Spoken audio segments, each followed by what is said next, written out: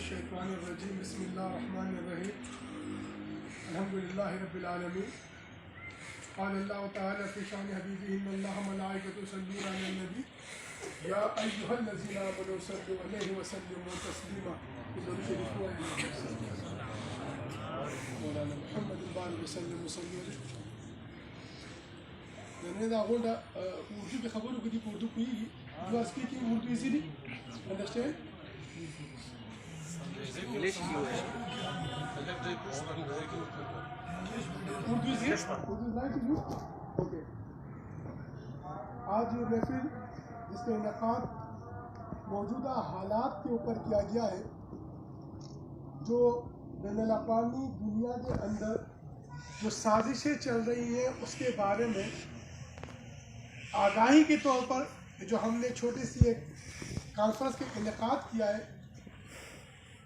میں آپ کو مختصر سے اس کا تعارف کراتے چلوں عالمی متحدہ علماء مشائخ کونسل کے بننے کا مقصد کیا تھا اور یہ موجودہ حالات بگڑے کیسا what is the root cause we thinking about that first what is the root cause تو یہ عالمی متحدہ علماء مشائخ کونسل بننے کا مقصد علماء مشائخ کا جوڑ باطل کا توڑ یعنی باطل کو اگر آپ نے توڑنا ہے تو علماء مشائخ کو آپ نے آپس میں جوڑنا ہے اس تکفیر کو ختم کرنا ہے معاملہ کیا ہے معاملہ دراصل یہ شروع جو ہوا ہے یہ تہذیبوں کا ٹکراؤ ہے یعنی تہذیب کیا تھی ہماری پختون کی تہذیب تھی کہ ہم دشمنی کرتے تھے لیکن خودکشی نہیں کرتے تھے یعنی جو خود کو مارتا اس کو بے غیرت کہتے تھے یعنی ہم سامنے گولی مارنے کی عادت تھی لیکن بین الاقوامی لابی نے ہمیں خودکش بنا دیا یہ بین الاقوامی لابی کیا کر رہی ہے اب آپ دیکھیں اٹھا کے نظر اٹھا کے دیکھیں جتنے بھی ابھی میں نے عرض کی مہمان سے کہ جتنے بھی اسلامی قوتیں ہیں اس وقت وہ سب خواب خرگوش کی نیند سو رہی ہیں اسرائیل وسیع تر اسرائیل کے لیے اپنی پلاننگ بنا رہا ہے وہ مدینے کی مضافات تک جانے کے لیے اپنی پلاننگ بنا رہا ہے وہ ہم کو آپس میں لڑا کر ٹکرا کر اسلامی تہذیب و تمدن کو ملیامیٹ کر رہا ہے دوسری طرف ہندوستان اکھنڈ بھارت کے لیے ہمیں آپس میں اپنی فوج سے لڑوا رہا ہے ہمیں ایک دوسرے کے خلاف دستے گروان کر رہا ہے تاکہ ان کی قوتیں مضبوط ہو یہ طاقتیں ہم کو آپس میں ٹکرا کر اپنے مفادات پوری کر رہی ہیں اور ان کی مفاد میں آ کر ہمارے کچھ لوگ ان کے ساتھ مل کر میر جعفر میر صادق کردار ادا کر رہے ہیں جو کہ ہم کو آپس میں لڑانے تکفیر پیدا کر رہے ہیں تو عالمی متحدہ علماء مشائخ کونسل اس کا مقصد اس تہذیبوں کے ٹکراؤ کو ٹھہراؤ کی طرف لے کے جانا ہے اس کو ٹھہراؤ کی طرف اب ٹھہراؤ کس طرح ہوگا اب ٹھہراؤ ان معاملات میں کس طرح ہو سکتا ہے کیا پورے لوگ شیعہ ہو جائے ٹھہراؤ آ جائے گا کیا پورے لوگ دیوبندی بن جائے ٹھہراؤ آ جائے گا کیا پوری امت مسلمہ وہابی بن جائے ٹھہراؤ آ جائے گا یا پوری امت مسلمہ حنفی بن جائے ٹھہراؤ آ جائے گا یا شافعی بن جائے ٹھہراؤ آ جائے گا یا مالکی بن جائے یا حنبلی بن جائے ان مسالکوں پہ چلے یا جعفری بن جائے ان مسلکوں پہ چلے ٹھہراؤ کیسا آئے گا اس ٹکراؤ کو جو امت کا آپس میں ہے اس امت کے ٹکراؤ کو ٹھہراؤ میں کیسا لایا جائے گا this is the thing we will think about that عالمی متحدہ علماء مشائخ council is the only one target we want to together مسلم ان ون پلیٹ فارم ہوا سباق المسلمین مسلمان کے نام پہ سب سے پہلے مسلمان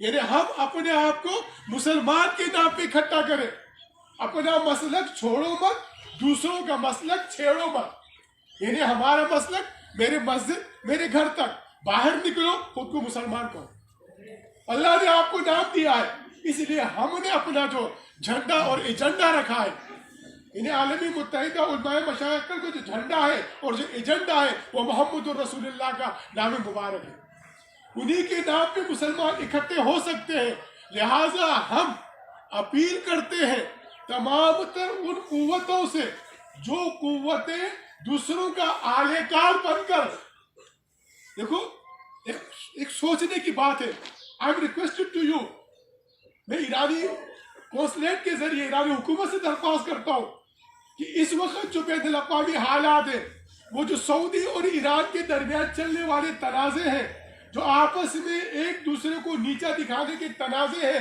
جو ایک دوسرے کے خلاف برسری پیکار ہے، اس کا حل کیا ہے؟ یہ کس طرف لے کے جائے گا عالم اسلام کو؟ کیا اگر سعودی ختم ہو جائے گا، یا ایران ختم ہو جائے گا، یا ان کی بادشاہت رہ جائے گی، یا یہاں کی امامت ختم ہو جائے گی؟ ان دو جنگوں کو جو عالمی اسلام کی جنگ بنا کر ایک طرف سعودی عرب نے اپنے لیے اتحادی فوج بنائی ہے، کس کے خلاف؟ دیکھو سوچنے کی غور کی بات ہے. ایک طرف اتحادی فوج مسلمان کے خلاف افغانستان میں لڑ رہی ہے، جو مسلمانوں کو مار رہی ہے. نہ دیوبندی مر رہا، نہ بریلوی مر رہا، نہ طالب مر رہا، نہ اخوانی مر رہا، حضور نبی کریم صلی اللہ علیہ وسلم کی امت مر رہی ہے. دوسری طرف اتحادی فوج کے نام سے سعودی عرب نے اتحاد بنایا، کس کے خلاف؟ شیعہ کے خلاف، کہ بھئی شیعہ کو ختم کیا جائے. اب شیعہ اٹھ کے جناب دیوبندی کے خلاف اتحاد بنائے. شیعہ حکومتیں عراق اٹھ کر، مصر اٹھ کر، ایران اٹھ کر ایک اتحاد کس کے خلاف کی؟ ہم نے وہابیت کے خلاف اتحاد. آج اسرائیل کی بات ہم کرتے ہیں. اسرائیل اس طرح فتح ہوگا، اسرائیل اس طرح ہم لے سکیں گے. اسرائیل کو کیا ہم اس طرح، جنہوں نے عرب ملکوں کی، جو عربوں کی اتحاد تھا، آج ہمارے OIC، آج اسلامی OIC جو کبھی ایک ایکٹیو OIC ہوتی تھی، آج اس OIC کا کوئی نہ اجلاس ہے، نہ کوئی نام ہے، نہ کوئی نمود ہے، کوئی کردار ہے. آج ہماری سارک، جو سارک کانفرنس ہوا کرتی تھی، اس سارک کا کیا کردار ہے؟ کیا سارک نے اٹھ کر کشمیر آزاد کرا دیا؟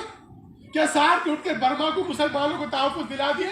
کیا سارک نے اٹھ کر واراکان کے بے گناہ، بے بس و لاچار ان مسلمانوں کو، جنہوں نے پاکستان کا ساتھ دیا تھا، پاکستان کو تسلیم کیا تھا، برما کے اراکان کے مسلمانوں نے، کیا سارک نے ان کو تحفظ دیا؟ تو میرے بھائیو، تحفظ کیسا ہوگا؟ دیکھیں مادی طاقتیں آپ کو بٹا رہی ہیں. ہم حضور نبی کریم صلی اللہ علیہ وسلم کا فرمان مبارک ہے، ایک وقت آئے گا میری امت کی مثال ایک تھالی میں پڑے گوشت کی ہو جائے گی، اس پہ ہر چیز آئے گا، گدھ بھی آئے گی، ہر چیز آئے گی، اس سے جو ہے نا گوشت کتر رہا ہوگا. آج دیکھیں دنیا کی پوری طاقتیں مسلمانوں سے اپنا گوشت کتر رہی ہیں، نکال رہی مسلمانوں سے، خون چوس رہی مسلمانوں کا. اس کو روحانی طریقے سے ہم نے چلنا ہے. مادی طاقتوں کا توڑ روحانی طریقہ ہوتا ہے. ہر نبی کریم صلی اللہ علیہ وسلم سے پہلے جتنے نبی آئے، آپ نے دیکھا فرعون کس طرح ڈوبا، نمرود کیسا تباہ ہوا، شداد کیسا ہلاک ہوا. میرے بھائیوں، یہ تاریخ گواہ انسانیت کی، اس کائنات کی، کہ روحانی طریقے سے ہی انقلاب آیا اور باطل طاقتیں ختم ہوئی. آج بھی ہم نے، آج افسوس کی بات ہے، میں بڑے افسوس سے کہتا ہوں کہ آج ہمارے مساجد اور مدارس کے اندر نہ دجال کا ذکر ہوتا ہے، نہ دجال سے تنبیہ کی جاتی ہے، نہ حضرت امام مہدی علیہ السلام کے آنے کی بشارت دی جاتی ہے. آج ہم مادیت کی طرف چلے گئے. ہر نبی نے اپنی امت کو دجال سے ڈرایا اور بتایا کس طرح دجال ہوگا، اس طرح آئے گا. حضور نبی کریم صلی اللہ علیہ وسلم نے بھی بشارت دی کہ مسلمانوں کہ آخری قرن میں تمہارے اندر حضرت امام مہدی علیہ السلام تشریف لائیں گے. آج ہم مادیت کی طرف چلیں گے. تو میرے بھائیوں، عالمی متحدہ علماء مصاف کونسل، پاکستان فوج اور پاکستان کی جو عوام ہے، اس کے درمیان جو چپقلش، جو بین الاقوامی سازش پیدا کی گئی ہے، اس کو ختم کرنے کے لیے الحمدللہ اپنا کردار ادا کر رہی تھی، کر رہی ہے، کرتی رہے گی. کیونکہ ہم یہ سمجھتے ہیں، ہم یہ محسوس کرتے ہیں، اگر کوئی قرم ایجنسی میں مر رہا ہے، اگر کوئی مومن میں مر رہا ہے، اگر کوئی مدرسے میں مر رہا ہے، اگر کوئی APS میں مر رہا ہے، اگر کوئی پاک آرمی کا شہید ہو رہا ہے، اگر کوئی پولیس کا مر رہا ہے، چاہے کہیں کے بھی ہو، وہ حضور نبی کریم صلی اللہ علیہ وسلم کا امتی ہے. وہ حضور کے امتی کو اس سازش سے بچانا عالمی متحدہ علماء مشاہد کونسل کا انشاءاللہ تعالیٰ اپنے کردار ہے. And that time, we are given a respect to you.